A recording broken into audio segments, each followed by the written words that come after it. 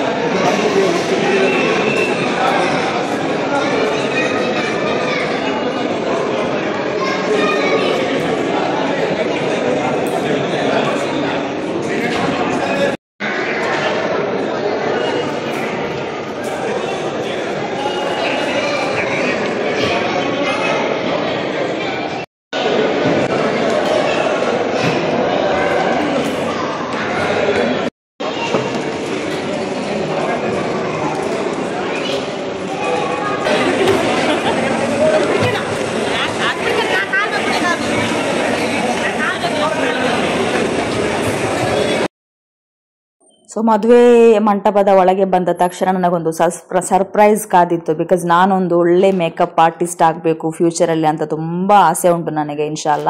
So ನಾನು ಸಾಧ್ಯದ makeup artist ಅವರದ್ದು big fan. ಅವರದ್ದು ವಿಡಿಯೋ ನಾನು ನೋಡ್ತಾನೆ ಇರ್ತೇನೆ, ಎವ್ರಿ ಡೇ ನೋಡ್ತಾ ಇದ್ದೇನೆ. ಒಂದೊಂದು ವ್ಲಾಗ್ ಕೂಡ ನಾನು ಮಿಸ್ ಮಾಡಲ್ಲ.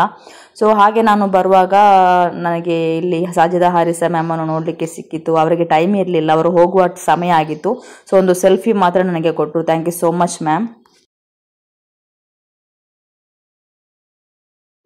ಈಗ ನಾವು ಸ್ವಲ್ಪ ಹೊತ್ತು ಸ್ಟೇಜ್ ಹತ್ರ ಕೂತ್ಕೊಂಡು ನಮ್ಮ ನೇಬರ್ಸ್ ಆ್ಯಂಡ್ ಫ್ರೆಂಡ್ಸ್ ಜೊತೆ ಮಾತಾಡಿ ಅವರಿಗೆಲ್ಲ ವಿಶ್ ಮಾಡಿ ಈಗ ನಾವು ಸೀದಾ ಫುಡ್ ಕಡೆ ಹೋಗ್ತಾ ಇದ್ದೇವೆ. ಅಂದರೆ ಇಲ್ಲಿಯೇ ತುಂಬ ಹೊತ್ತು ಸ್ಪೆಂಡ್ ಮಾಡಿದರೆ ನಮಗೆ ಅಗೇನ್ ಕೇರಳ ಹೋಗ್ಲಿಕ್ಕುಂಟು, ಅದಕ್ಕೆ ಸಮಯ ಸಾಕಾಗಲ್ಲ.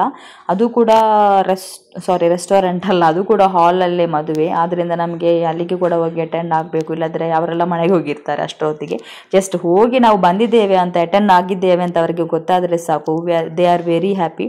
ಸೊ ಇಲ್ಲಿಂದ ನಾವೀಗ ಫುಡ್ಗೆ ಹೋಗ್ತಾ ಇದ್ದೇವೆ. ಫುಡ್ಡಿಗೆ ಹೋಗೋರ ಹತ್ರ ಎಲ್ಲರ ಹತ್ರ ಒಂದು ಹಂಬಲ್ ರಿಕ್ವೆಸ್ಟ್ ಏನಂದರೆ ಕ್ಯೂ ಅಲ್ಲಿ ನಿಂತ್ರೆ ಎಲ್ರಿಗೂ ಒಂದೇ ಲೆಕ್ಕ ಸಿಗೋದು. ನೂಕು ನುಗ್ಗಲು ಮಾಡಿ ಹೋದರೆ ಯಾರಿಗೂ ಸಿಗಲ್ಲ, ಅದೊಂದು ನಮ್ಮ ಸಂಸ್ಕಾರಕ್ಕೆ ಹೇಳಿದ್ದೇ ಅಲ್ಲ. ಹಾಗೆ ನಾವು ಕ್ಯೂ ಅಲ್ಲಿ ನಿಂತರೆ ಎಲ್ರಿಗೂ ಕರೆಕ್ಟಾಗಿ ಸಿಗತ್ತೆ. ಆಮೇಲೆ ನಮಗೆ ಎಷ್ಟು ಬೇಕು ಅಷ್ಟು ಮಾತ್ರ ಫುಡ್ಡನ್ನು ತೆಗೀರಿ, ವೇಸ್ಟ್ ಮಾಡಬೇಡಿ. ವೇಸ್ಟ್ ಮಾಡಿದರೆ ನಮಗೆ ಅಂದರೆ ಬೇರೆ ಇದ್ದವರಿಗೆ ಇಲ್ಲದವರು ಎಷ್ಟೋ ಇದ್ದಾರೆ, ಅವರಿಗೆ ಸಿಗ್ಬೋದಲ್ವಾ. ಸೊ ಹಾಗೆ ನಾನು ಹೇಳ್ತಾ ಇರೋದು, ಫುಡ್ಡನ್ನು ದಯವಿಟ್ಟು ಯಾರು ಕೂಡ ವೇಸ್ಟ್ ಮಾಡಬೇಡಿ. ನಿಮಗೆ ಎಷ್ಟು ಬೇಕು ಅಷ್ಟು ಮಾತ್ರ ತೆಗೀರಿ, ಆನಂತರ ಬೇಕಾದರೆ ನಿಮಗೆ ತೆಗಿಬೋದಲ್ವಾ. ಅದಕ್ಕೋಸ್ಕರ ನಾನು ಒಂದು ಹಂಬಲ್ ರಿಕ್ವೆಸ್ಟ್ ಆಗಿ ಹೇಳ್ತಾ ಇದ್ದೇನೆ. ನಾನಿಲ್ಲಿ ತೆಗಿತಾ ಇರೋದು, ಇಲ್ಲಿ ನೈಪತ್ತರು ಉಂಟು, ಆಮೇಲೆ ಪರೋಟ ಉಂಟು, ಆಮೇಲೆ ಮೈ ಫೇವ್ರೇಟ್ ಆದಂತಹ ಕಲ್ತಪ್ಪ ಕೂಡ ಉಂಟು. ಸೊ ನಾನಿಲ್ಲಿ ತೆಗಿತಾ ಇರೋದು ಒಂದು ನೈಪತ್ತಿರಿ, ಒಂದು ತುಂಡು ಕಲ್ತಪ್ಪ. ಸೊ ಕಲ್ತಪ್ಪ ಅಂದರೆ ನನಗೆ ತುಂಬ ಇಷ್ಟ. ಅದು ಕೂಡ ಈ ತೆಂಗಿನ ಎಣ್ಣೆಯಲ್ಲೇ ಮಾಡಿದ ತೆಂಗಿನ ಎಣ್ಣೆ ಘಮ ಅಂತ ಬರುವಂತಹ ಕಲ್ತಪ್ಪ ಅಂತೂ ನಾನು ಬೀಳೋದೇ ಇಲ್ಲ, ಮಿಸ್ ಮಾಡೋದೇ ಇಲ್ಲ. ಸೊ ಅದನ್ನು ಕೂಡ ತೆಗೆದು. ಅರಿಪತ್ತಿರು ಆಲ್ಸೋ ವೆರಿ ನೈಸ್, ತುಂಬ ಚೆನ್ನಾಗಿತ್ತು. ಸೋ ಕ್ರಿಸ್ಪಿ ಥರ ಇತ್ತು. ನನಗಂತೂ ಅದಕ್ಕೆ ಕರಿ ಎಲ್ಲ ಆ್ಯಡ್ ಮಾಡಿ ತಿನ್ನೋದಿಷ್ಟ ಅಲ್ಲ, ಸುಮ್ಮನೆ ಹಾಗೇ ತಿನ್ನೋದಿಷ್ಟ. ಆಮೇಲೆ ಸ್ವಲ್ಪ ಮಟನ್ ಬಿರಿಯಾನಿಯನ್ನು ಕೂಡ ತೆಗೆದಿದ್ದೇನೆ. ಚಿಕನ್ ಬಿರಿಯಾನಿ ತೆಗೆಯೋದಿಲ್ಲ ಇವತ್ತು, ಮಟನ್ ಬಿರಿಯಾನಿ ತೆಗೆದಿದ್ದೇನೆ.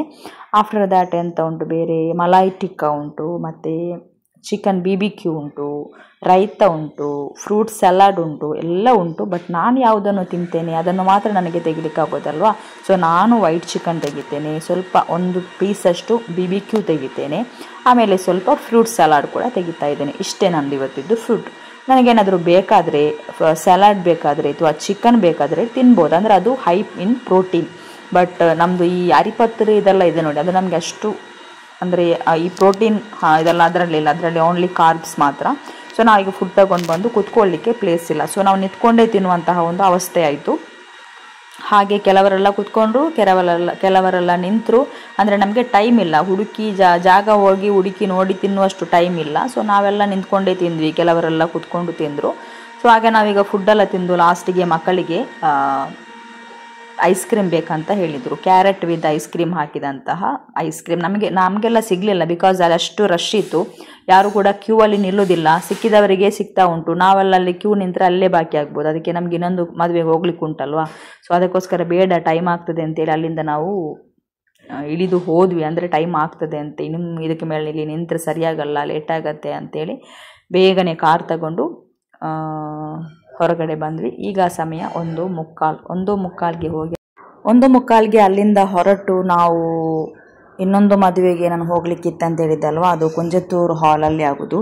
ಅಲ್ಲಿಗೆ ಬಂದು ರೀಚ್ ಆಗುವಾಗ ಆಲ್ಮೋಸ್ಟ್ 2.5 ಗಂಟೆ ಆಯಿತು. ಮದುವೆ ಎಲ್ಲ ಮುಗಿದು ಮದುಮಗಳೆಲ್ಲ ಊಟಕ್ಕೆ ಹೋಗಿ ಚರಡಾಗುವ ಸಮಯ ಅಂತ ಹೇಳ್ತೀವಿ ನೋಡಿ, ಅದು ಆಗಿತ್ತು. It's okay. ಬಟ್ ಅವರಿಗೆ ನಾವು ಬಂದದ್ದು ಗೊತ್ತಾದರೆ ಸಾಕು, ಅಷ್ಟು ನಮಗೆ ಇನ್ವೈಟ್ ಮಾಡಿ ಅವರ ಇದಕ್ಕೆ ನಾವು ಕರೆದು ಬಂದಿದ್ದೇವೆ ಅಂತ ಅವ್ರಿಗೊಂದು ಖುಷಿ ಆಗ್ತದಲ್ವಾ. ಸೊ ನಾವು ಬಂದದ್ದಕ್ಕೆ ಅವ್ರಿಗೆ ತುಂಬ ಖುಷಿಯಾಗಿತ್ತು. ನಾವು ಬರುವಾಗ ಆಲ್ಮೋಸ್ಟ್ ಎಲ್ಲರೂ ಹೋಗ್ತಾ ಇದ್ರು, ಬಟ್ ಫ್ಯಾಮಿಲಿ, ಕ್ಲೋಸ್ ಫ್ಯಾಮಿಲಿ ಏನಿದ್ದಾರೆ ಅವರೆಲ್ಲ ಅಲ್ಲೇ ಇದ್ರು.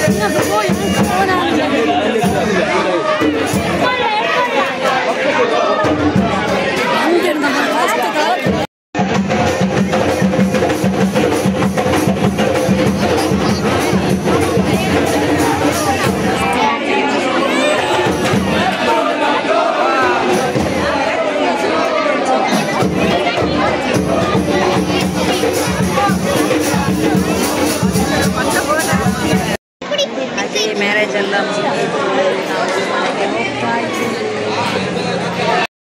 Thank you so much for watching till the end. Bye. See you on my next video.